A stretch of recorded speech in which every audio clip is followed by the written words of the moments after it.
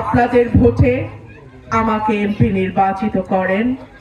আল্লাহ যদি আমাকে সংসদে পাঠান, ইনশাআল্লাহ এই এলাকা আর জনবিচ্ছিন্ন থাকবে না। রাস্তা, ব্রিজ, যেটাই প্রয়োজন, এই জয়দরকান্দি আগের যে গ্রামটা আমি গেলাম ওয়ার্ড 1, এখান থেকে 2 তেলিকান্দি, সেখান থেকে ওরাইল পর্যন্ত আমরা রাস্তা করে দেব ইনশাআল্লাহ। আমাদের স্বাস্থ্য কেন্দ্র নিয়ে কথা বলেছে, আমি শুধু জয়দরকান্দির কথা বলবো না, আমার যে 19টা ইউনিয়ন কোনোখানেই সরকারি স্বাস্থ্য কেন্দ্রগুলো চিকিৎসা নেওয়ার মতো নয়।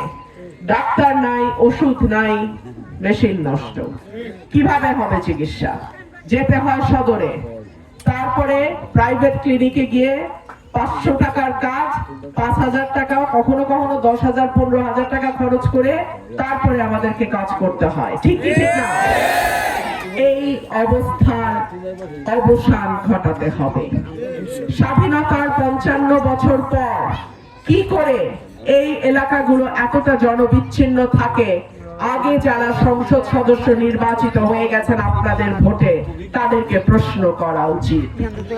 আমি একটা কথাই বলবো, আল্লাহ যদি আমাকে আপনাদের ভোটে এমপি নির্বাচিত করে, ইনশাআল্লাহ আপনাদের যে দাবি দাওয়াগুলো আছে, আপনাদের যে প্রয়োজনগুলো আছে, আপনাদের যে চাওয়াগুলো আছে, সেইগুলো প্রত্যেকটা ইনশাআল্লাহ আমার হাত ধরে প্রথম সূচনা হবে।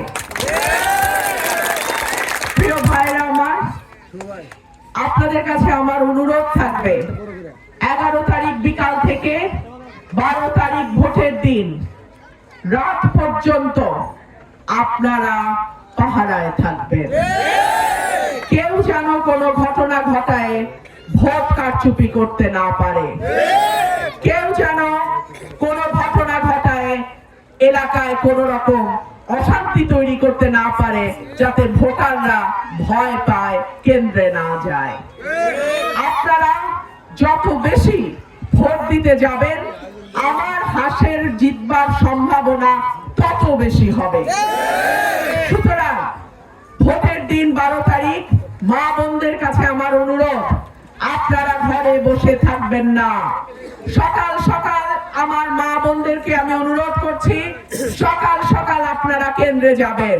এবং আমার ভাই মুরব্বিয়ান যারা আছেন, আপনাদের কাছে অনুরোধ, 12 তারিখ ভোট গণনা না হওয়া পর্যন্ত, ভোট গণনা করে সই দিয়ে না লেখা পর্যন্ত আপনারা কেউ কেন্দ্র ছাড়বেন না।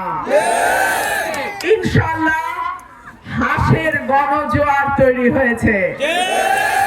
ইনশাআল্লাহ হাস মার্কায় মানুষ আস্থা, বিশ্বাস ফিরে পেয়েছে।